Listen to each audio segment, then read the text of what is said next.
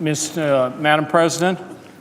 The senator from New Mexico. Thank you for your recognition. I ask unanimous consent that the Senate proceed to executive session to consider the following nominations. Calendar number 365, that the Senate proceed to vote without intervening action or debate on the nomination, and if confirmed, the motion to reconsider be made and laid upon the table. Is there objection? The senator from Utah. Rubio, I object. Objection is heard. Madam President, I want to say a few words about this. This is the nomination of Roberta Jacobson to be ambassador to Mexico. Roberta Jacobson to be ambassador to Mexico. This is one of the critical positions with one of our nation's largest trading partners. It's now been vacant for over a half a year. Important work is left undone. We also have in this individual, Roberta Jacobson, a highly qualified career nominee. She's ready to serve. She has solid support on both sides of the aisle. There's no doubt in my mind, and I think many senators' minds, that we need a strong ambassador in Mexico City to represent our interests. Mexico is working with us to stop those who cross our southern border illegally. Mexico is our third largest trading partner. 1 million American citizens live in Mexico. It is our top tourist destination, with millions of U.S. visitors going to Mexico every year.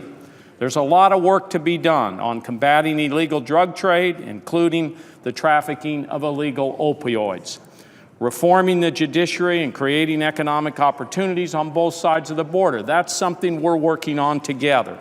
And we're working together to address immigration issues while cracking down on deadly border violence.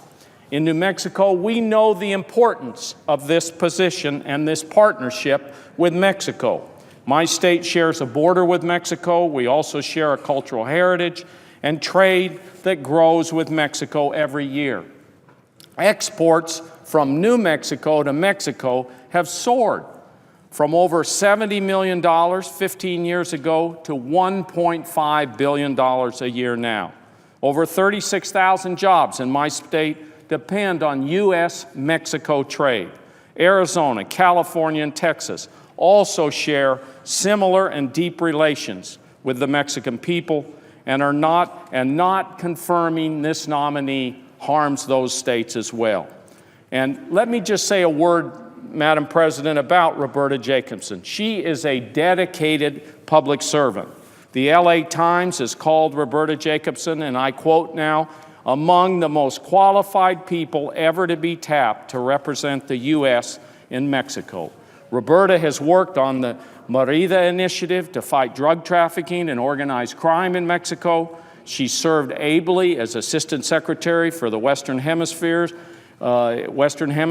affairs at the State Department. Last year, the President reestablished diplomatic relations with Cuba. After over 50 years of a failed policy with Cuba, Roberta helped negotiate this historic shift, giving the United States an opportunity to engage with the Cuban people. Time and again, she did her job, and she did it very well. She was approved by the Senate Foreign Relations Committee with bipartisan support. This was weeks ago, and still we wait for this nomination to come to the floor and get a vote. Madam President, it's hard to explain to my constituents that we do not have an ambassador to Mexico because a few senators disagree with the President's policy on Cuba. They don't understand it, the folks back home don't understand it, and neither do I. This is not just the President's team, this is our team. This is America's team working on trade, on security, moving our economy, and moving all of us forward. We need an ambassador in Mexico City.